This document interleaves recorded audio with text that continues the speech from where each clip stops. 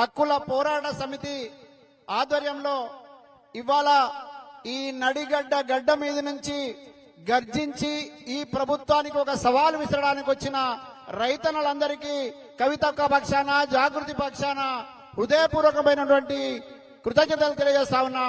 జై తెలంగాణ.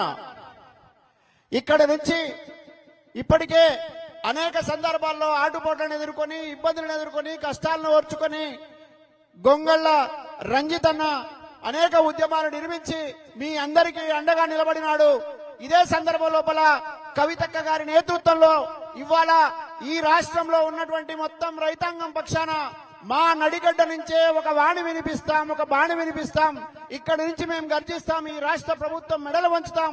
అక్క మీరు రావాలని అక్కను ఇక్కడి దాకా తీసుకొచ్చి మీ సమస్య పరిష్కారం కోసం కృషి చేస్తున్న గొంగళ్ళ రంజితన్నకు కూడా హృదయపూర్వకమైనటువంటి కృతజ్ఞతలు తెలియజేస్తా ఉన్నా. భూమి పుత్రునికి మిగిలే 6 అడుగుల భూమి, అన్నదాత ఇంట ఎప్పుడు ఆకలి ఉంటదేమి అంటాడు కవి. ఇప్పటికీ అన్నదాత ఆకలితోనే ఉన్నాడు, అర్ధాకలితోనే ఉన్నాడు, అన్నదాత కష్టాల నడుమనే ఉన్నాడు.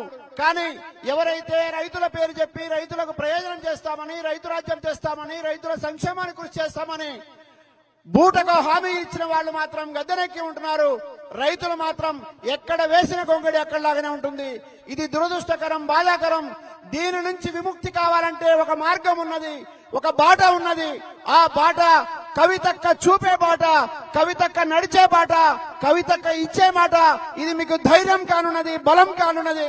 గద్వాల నుంచి నేను పిలిపిస్తున్నా, నడిగడ్డ చైతన్యాన్ని చాటిన ఓ రైతన్నలారా, ఒక్కసారి ఈసారి వచ్చే ఎన్నికల్లో గట్టిగా మీరు గర్జిస్తే మీ గర్జనలో ఈ రాజ్యం కూలిపోతుంది. కవితక్క తీసుకొచ్చేటటువంటి సంక్షేమ రాజ్యం వస్తుంది, రైతు రాజ్యం వస్తుంది. దీన్ని దృష్టిలో పెట్టుకొని మీరు అవిశ్రాంతంగా నిలబడాలని మీకు విజ్ఞప్తి చేస్తా ఉన్నా. కేవలం రైతుల కోసమే కాదు, ఈ రాష్ట్రంలో ఉన్నటువంటి సప్పండ వర్గాల ప్రయోజనమే పరమావధిగా. ఇక్కడ ఇచ్చిన హామీలు విస్మరించబడితే, ఎవరి చేతనైతే అధికారంలోకి వచ్చి వాళ్ళందరినీ తొక్కుకుంటూ వచ్చి కూర్చున్న వాళ్ళు మాట మారిస్తే, బుద్ధి లేకుండా మాట్లాడుతూ ఉంటే వాళ్ల పైన నిత్యం నిప్పులు కక్కుతూ ఆగ్రహ జ్వాలలు రగిలిస్తూ మీ పక్షాన నిలబడుతున్న కవితక్క నాయకత్వాన్ని మీరు బలంగా బలపరచాలని ఈ సందర్భంగా నేను మిమ్మల్ని కోరుతా ఉన్నా.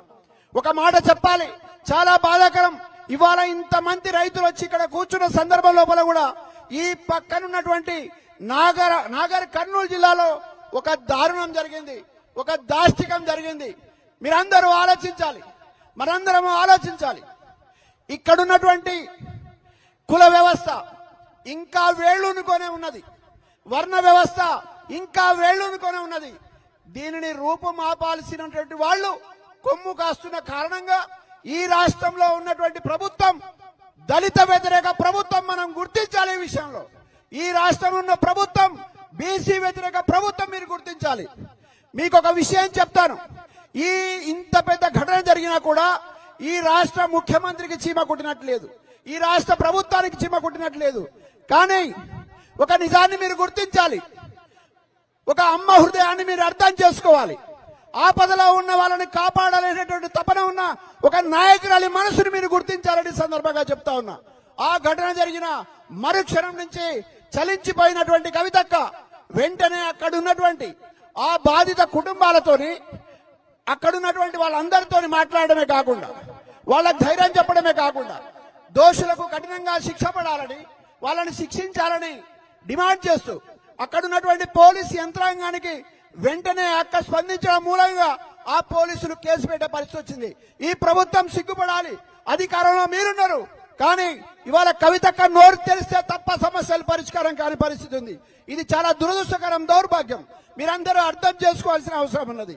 మన కోసం మాట్లాడే వాళ్ళ పట్ల, మన కోసం నడిచి వచ్చే వాళ్ళ పట్ల, మన కోసం నిలబడేటటువంటి వాళ్ళ పట్ల మీరు నమ్మకాన్ని ఇవ్వాలి, ధైర్యాన్ని ఇవ్వాలి, మద్దతుని ఇవ్వాలని సందర్భంగా కోరుతూ ఈ సంఘర్షణ, రైతు సంఘర్షణ సభ విజయవంతం చేయడం కోసం పనిచేసిన ప్రతి ఒక్కరికి హృదయపూర్వకమైనటువంటి కృతజ్ఞతలు తెలియజేస్తున్నా.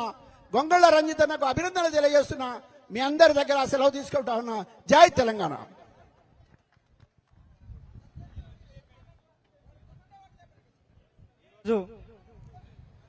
జోగులాంబ గద్వాల జిల్లాలో